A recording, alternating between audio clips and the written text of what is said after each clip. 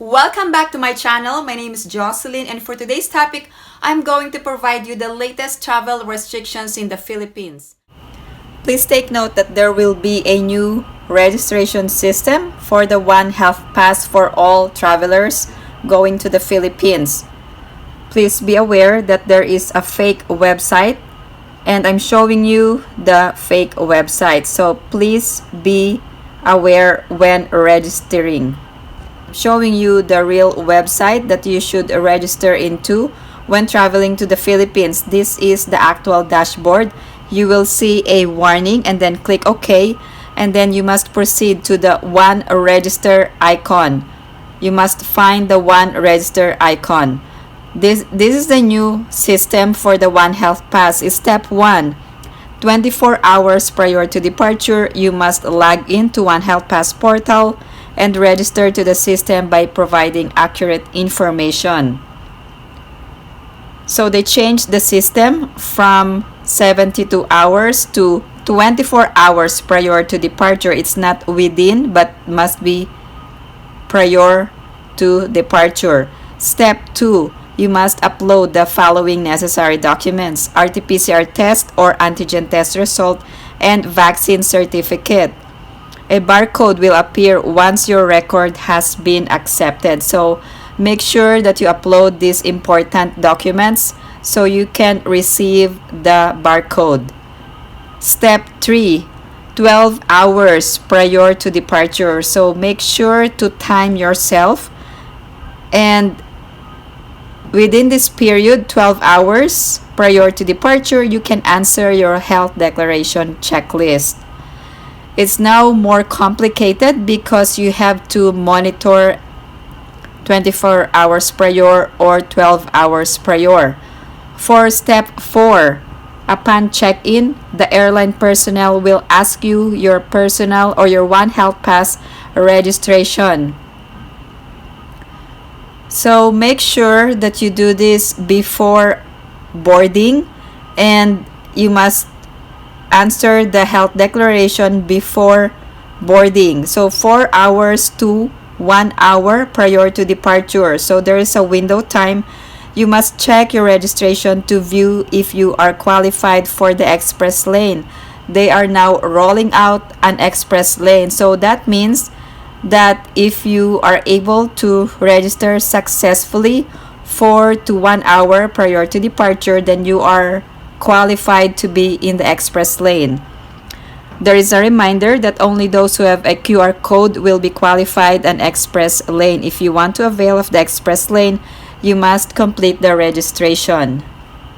So these are the changes to the One Health Pass starting May 3 of 2022. There's an updated acceptable national or digital proof of vaccination. So this means you can present a printed copy. You can use this vaccination certificate during arrival and also for interzonal or interzonal movement.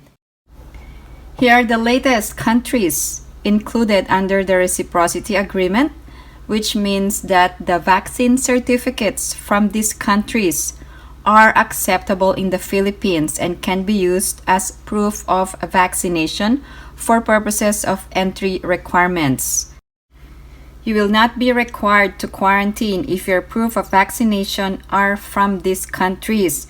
These are only one of the acceptable proofs of vaccination under the third option. For all Filipinos or dual citizens, please make note of these requirements. There are certain travel requirements where you are exempt from presenting. First, you don't need COVID travel insurance. Second, you don't need a Philippine passport that is valid for at least 6 months. Also, there is no requirement of vaccination, but if you are fully vaccinated, you will not be required to quarantine. In addition, return ticket is not required for all Filipinos and dual citizens. Here are the requirements prior to arrival. Filipinos have the right to travel. You needed to present your proof of Filipino citizenship, such as a Philippine passport. However, there are Filipinos whose passport has been lost damaged, or expired. There is actually a relief or a remedy, so Filipinos without Philippine passport can travel to the Philippines by obtaining a travel document from Philippine Consulate abroad for emergency use.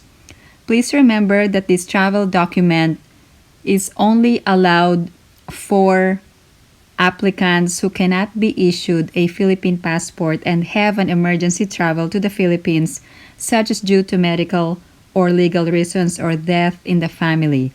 This is only a one-time use travel document, and it's only good for 30 days from its issuance. So this is only a one-way ticket to the Philippines, and if you needed a Philippine passport, you must apply once you arrive in the Philippines. Another set of passengers are dual citizens. Dual citizens are Filipinos who have acquired a foreign citizenship and at the same time reacquired Filipino citizenship. You actually have two options. If you don't have your Philippine passport, you can present your dual citizenship documents. For all Filipinos and dual citizens, you actually have two options. The first option is for those who are fully vaccinated. So let me provide all the requirements for those fully vaccinated Filipinos. First, you must register through the One Health Pass. Second, you must provide proof of vaccination. The third requirement is that you must also present a negative RT-PCR test taken within 48 hours or negative antigen test taken within 24 hours. Also, you only need to self-monitor until the 7th day of your arrival. The second option is for those fully vaccinated Filipinos who tested positive. First, you must register through the One Health Pass. Also, you must provide proof of vaccination. And if you are fully recovered with positive RT-PCR or positive antigen test, you must provide this positive test between 10 and 30 days prior to the date and time of departure. In addition, you must also provide a positive RT-PCR test taken within 48 hours or a positive antigen test taken within 24 hours prior to departure from the country of origin. In addition, you must also provide a medical certificate from a licensed physician stating that you have completed the isolation period, no longer infectious, and allowed free movement and travel, and you will only be self-monitoring for 7 days. For vaccinated foreign spouse of Filipino, either traveling alone or together, here are the latest travel requirements. And this is effective April 1st. First, you must register through the One Health Pass. Also, you must provide proof of vaccination, and you must provide a negative test within 48 hours or a negative antigen test within 24 hours. And you must have a passport valid for 6 months, and you must have authentic marriage certificate, and you will only self-monitor for 7 days. For vaccinated foreign child or Filipino child of Filipino parent, children 3 years and below who are asymptomatic are not required to present a pre-departure negative COVID-19 test result. Children below 12 who are unvaccinated shall follow the quarantine protocols of the parents. Also, for those who are 12 to 17, you will follow your own vaccination classification. And if you're unvaccinated, the parent shall accompany the minor during your facility-based quarantine. Another requirement is that all passengers, including minors, must register through the One Health Pass within 3 days or on the day of your departure if you already have your negative test result. In addition, you must also present a negative RT-PCR test within 48 hours or negative antigen test within 24 hours for those 4 years and above. If you are a foreign child, you must have a passport valid for at least 6 months at the time of your arrival. And if you are fully vaccinated, you only need to self-monitor for 7 days until the 7th day of your arrival. Now, who needs to be fully vaccinated to enter Philippines? All foreign nationals must be fully vaccinated, such as foreign tourists, former Filipino citizens, foreign spouse, and foreign child. There are exceptions for foreign minor child. Some airlines will require you to use the Traze Mobile Application, so I would recommend to download the Traze Mobile app for contact tracing. So I'm not sure if the Philippines will still require this, but some airlines require it. Now, who are required to present a COVID travel insurance? First, foreign tourists from visa-free countries who are visiting Philippines for tourism purposes and they have no spouse, such as a Filipino spouse or former Filipino spouse or child. Also, foreign tourists with 9A visa, foreign spouse of former Filipino not traveling together, and also foreign child of former Filipino not traveling together. So these are the only passengers required to present a COVID travel insurance. Here's the actual requirement. You must obtain prior to arrival a travel insurance for COVID-19 treatment costs from reputed insurers with a minimum coverage of $35,000 for the duration of your stay in the Philippines. Now, you must have a document showing this COVID-19 coverage. You don't need to have $35,000, so this is the amount of coverage only. But you must pay an insurance premium to get this coverage amount from a reputable insurance company. U.S. citizens do not need a visa to enter Philippines, but there are those who opted to get a 9A visa.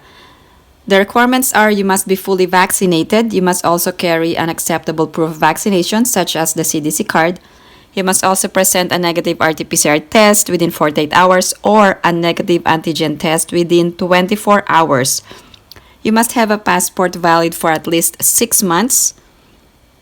Also, you must have a return or onward ticket not later than 30 days. And a COVID travel insurance with $35,000 minimum coverage. Here are the requirements for former Filipino citizens traveling alone. First, you must be fully vaccinated. In addition, you must possess an acceptable proof of vaccination such as the CDC card. In addition, you must also have a negative RT-PCR test within 48 hours or negative antigen test within 24 hours. Also, you must have a passport valid for at least 6 months. For those traveling with foreign child or children, and these are for U.S. citizens who are former Filipino citizens. First, unvaccinated minor below 12 will follow parents' vaccination status. Minor 12 to 17 must follow their own vaccination status, and parent must accompany child during quarantine if unvaccinated. Also, the U.S. child can enter without visa. You must also present a negative RT-PCR test within 48 hours or negative antigen test within 24 hours. Also, you must have a valid passport for at least 6 months at the time of your arrival. Let's move on to the requirements for those traveling with a foreign spouse.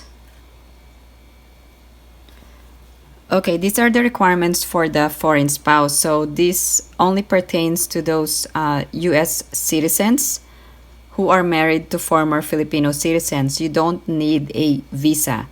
Also, you must be fully vaccinated and possess an acceptable proof of vaccination. CDC card is acceptable. You must also present a negative RT-PCR test within 48 hours or negative antigen test within 24 hours. In addition, you must have a valid passport for at least 6 months. Here are the requirements for a foreign spouse traveling alone. So if you are a U.S. citizen married to a former Filipino, you don't need a visa. Also, you must be fully vaccinated and you must carry an acceptable proof of vaccination. You must also present negative RT-PCR test or negative antigen test. You must also have a passport valid for at least 6 months. In addition, you must have a travel insurance if you are married to a former Filipino and you are not traveling together. Here are the requirements for U.S. citizens with valid Philippine Immigrant visa or 13A visa. First, you must be fully vaccinated. You must also possess an acceptable proof of vaccination such as the CDC card. and you must present a negative RT-PCR test within 48 hours or negative antigen test within 24 hours. You must have a passport valid for at least 6 months at the time of arrival. And these are the requirements for U.S. citizens with valid non-immigrant visa except a 9A visa. If you have a valid student visa or temporary employment or a valid SRRV, you must be fully vaccinated, you must possess an acceptable proof of vaccination, and present negative RT-PCR test or negative antigen test. You must also have a passport valid for at least 6 months. Here are the immigration entry requirements. You actually have two options. First, you must have your foreign passport plus your valid or old Philippine passport. If you don't possess an old or valid Philippine passport, you must have a valid or authentic Philippine birth certificate for purposes of proving your former Filipino citizenship. For former Filipinos or Filipinos traveling with their foreign spouse, the foreign spouse must present their foreign passport plus authentic marriage certificate. If traveling with a foreign child, foreign passport plus authentic birth certificate. For adopted child, foreign passport plus adoption certificate.